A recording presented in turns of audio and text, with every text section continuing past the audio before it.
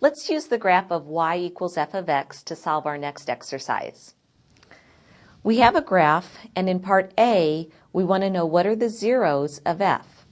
Well, the zeros are just the places where it crosses the x-axis. So we can see from our graph that it crosses at -2 and +2, and so our zeros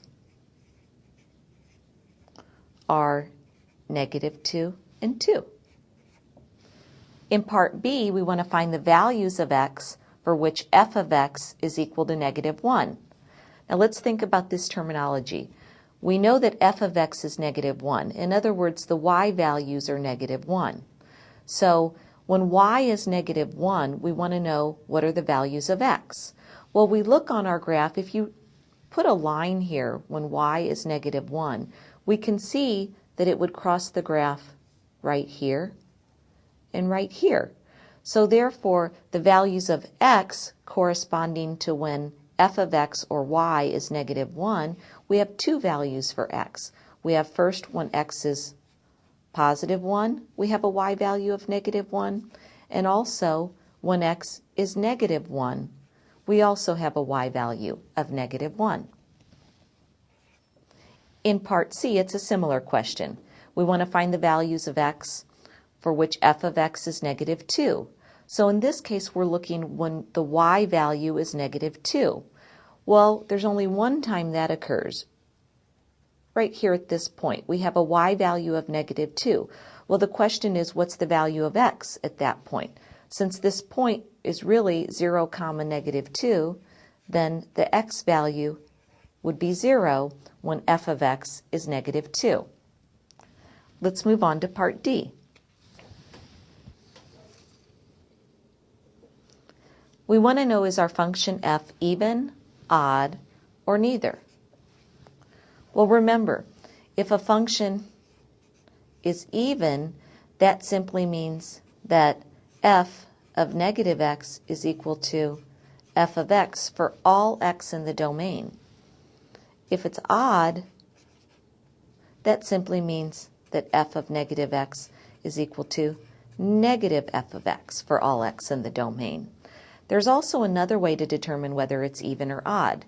Anytime a function is even, it's symmetric with respect to the y-axis. And in this case, we can see that our function is symmetric with respect to the y-axis. So we can see that it's even. But let me talk a little bit more about why it's even. Let's look at a couple of different values. We see that f of -2, in other words, when x is -2, the function value is 0. That's the same as f of +2, because when x is +2, the function value is also 0. We can also say that for f of -1, when x is -1, the function value is -1, and that's the same as f of +1, because when x is +1, the function value is also -1. So, therefore, we can say that this function is even. In part E, does f have an inverse function? Well, in order for f to have an inverse function, it has to be 1-to-1. And the way that we can determine whether or not it's 1-to-1 is to see if it passes the horizontal line test. In other words, if we pass a horizontal line through the graph, if it touches the graph at more than one point at any place on the graph, then it does not pass the horizontal line test. And you could see we could draw a horizontal line here, and it could pass through 2 points on the graph. So it fails the horizontal line test, so therefore it does not have an inverse. The answer is no to part E. In F, is f of 0 a relative maximum, a relative minimum, or neither? Well, notice f of 0 is corresponding to the point -2, right here. So we see that to the left of -2, the function is decreasing, and to the right of -2, the function is increasing. So we can say that it is a relative minimum at f of 0. Let's move on to part G. We want to use the graph of y equals f of x to graph a new graph, g of x. And this is just a transformation. It's f of x plus 1 minus 1. So what does this really mean? Anytime we have a transformation and we have a shift in the horizontal direction, it's connected with the x. So this shift right here in the horizontal direction really is a shift 1 unit left. I know it says x plus 1, but we need to think about it as x minus negative 1. In other words, if it says x plus 1, it's a shift 1 unit to the left. If it had said x minus 1, it would have been a shift 1 unit to the right. We also have a vertical shift right here with this negative 1. In this case, this is a vertical shift, and it is 1 unit down, just like it says. So therefore, what does that mean? For every one of these original points on the graph, I'm going to shift it 1 unit to the left and 1 unit down, and that will be my new graph. Let's start with this point here, negative 2, 0. 1 unit left and 1 unit down is my new point. Let's start with negative 1, negative 1. 1 unit left, 1 unit down. Again, 1 unit left, 1 unit down. I'm over here on 1, negative 1. I shift 1 unit left, 1 unit down. And at 2, 0, I shift 1 unit left, 1 unit down. And here in red is a picture of the transformation, which represents the graph of g of x. Let's move on to part H. Again, we want to use our original graph of y equals f of x to graph a new function, h of x. In this case, h of x is equal to 1/2 f of 1/2 x. So again, we have some sort of a transformation. In this case, this 1/2 in front of our function represents a vertical shrink.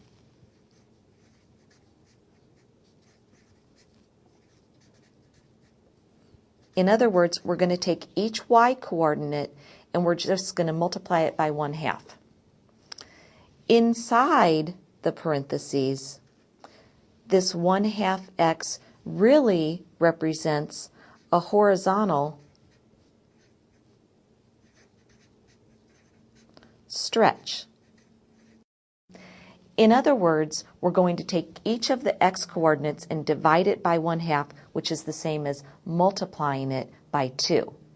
Now, I'm just going to write a little side note so you can remember what to do for the vertical shrink or stretch and a horizontal shrink or stretch. The number in front of the function represents a vertical, either stretch or a shrink. If it's a stretch, we say that this coefficient in front of the function a is larger than 1. If it's a shrink, we say that 0 is less than a is less than 1. So a is between 0 and 1. That's why we have 1/2 representing a vertical shrink in this case. Now inside the parentheses in the horizontal mode, it kind of works in the opposite manner. If we have the number greater, the number a, the coefficient greater than 1, that really represents a shrink. And it's a stretch if 0 is less than a is less than 1. So let's go ahead and plot the new graph h of x. We need to take each coordinate and do the vertical shrink and the horizontal stretch to find the new coordinate. So let's start with the point negative 2, 0. Well, the vertical shrink, remember, we multiply each y coordinate by 1/2. 0 times 1/2 is still 0, so the y coordinate doesn't move. For the x coordinate, we have a horizontal stretch. We're going to multiply each x coordinate by 2. Since negative 2 times 2 is negative 4, we move this point over to negative 4, comma 0 and plot that. Next, let's move to the coordinate negative 1, comma negative 1. Again, let's do the y-coordinate first, and let's do the vertical shrink. For the y-coordinate of negative 1, we multiply it by 1/2, and we get a y-coordinate of negative 1/2. For the x-coordinate of negative 1, we multiply it by 2, and we get an x-coordinate of negative 2. The second point is now negative 2, comma negative 1/2. Let's take this coordinate down here, 0, negative 2. Taking the y-coordinate, and I'm taking half of it, that gives me negative 1. And then negative 1, 0, comma negative 1 has an x-coordinate of 0. When I multiply that x-coordinate of 0 by 2, I still get 0. So we can see what's happening. The same thing is going to happen on the other side. And this is what our transformation looks like. Now let's move on to part I.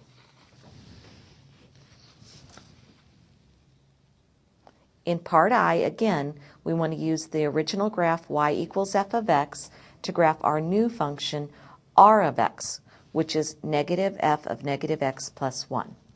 Well, this negative out in front of the function right here, this negative really means that we reflect about the x-axis.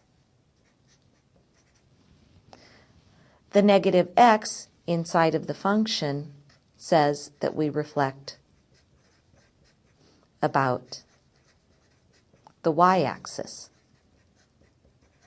And this plus 1, remember, indicates that we have a movement or a vertical shift of 1. So we move up 1 unit. So let's go ahead and do that.